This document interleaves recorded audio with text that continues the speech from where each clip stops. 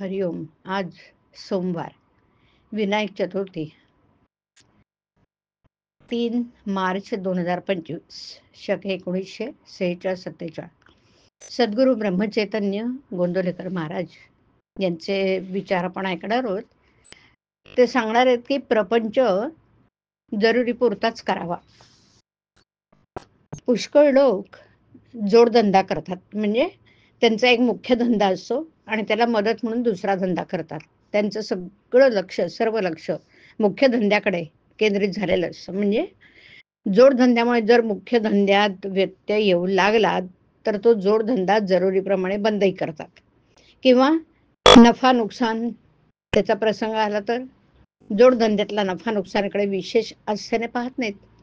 प्रत्येक माणसाने परमार्थ हा धंदा ठेवून प्रपंच हा जोडधंदा म्हणून करावा. म्हणजेच प्रपंचात होणाऱ्या लाभ हानीचा परिणाम भगवंताच्या अनुसंधानावर होऊ देऊ नये. परमार्थाच्या आड प्रपंच न येईल अशा युक्तीने वागावं.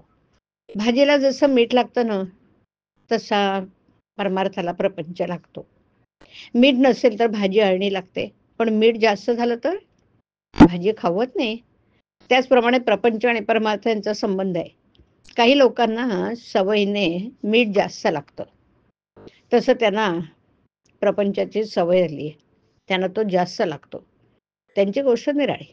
पण ज्यांना प्रपंच नवीन सुरू करायचा आहे त्यांनी तरी तो बेतानेच करावा. भगवंत डोळ्यासमोर ठेवून डोळ्यापुढे ठेवल्यामुळे तसं वागावं आणि प्रपंचात व्यवहार जतन करावा खरा, पण प्रपंच हाच काही सर्वस्व नव्हे. भगवंताचा विसर हा कोणत्याही कारणाने झाला न तरी तो बरा नाही. मग प्रपंचात सुख सोयी असल्यामुळे तो होवो किंवा प्रपंचात दुःख झाल्यामुळे होवो, प्रत्येकाला प्रपंचाची अत्यंत जरुरी आहे. पण आपण त्याला वाजवीपेक्षा जास्त महत्व देतो. हो, आणि त्यामुळे सगळं बिघडतं. प्रपंच पाहिजे आणि दुःख नको असं म्हणणं म्हणजे वेडेपणाच आहे की नाही.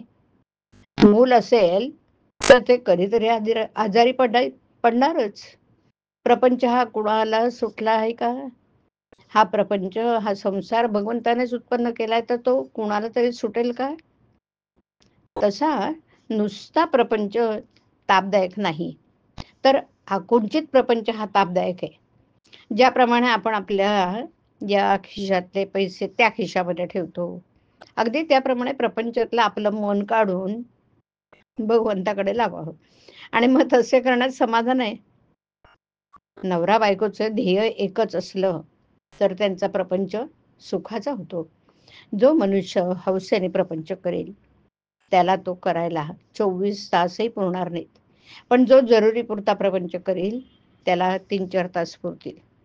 प्रपंचामध्ये कर्तव्याला चुकू नये, पण त्यामध्ये आसक्तीने गुंतून पण राहू नये.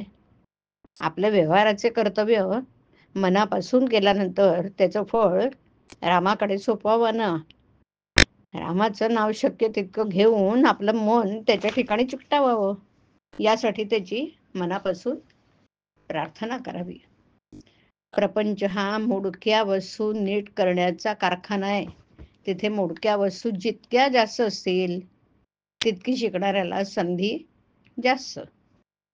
हरिओम. हरिओम तत्सत. हरिओम.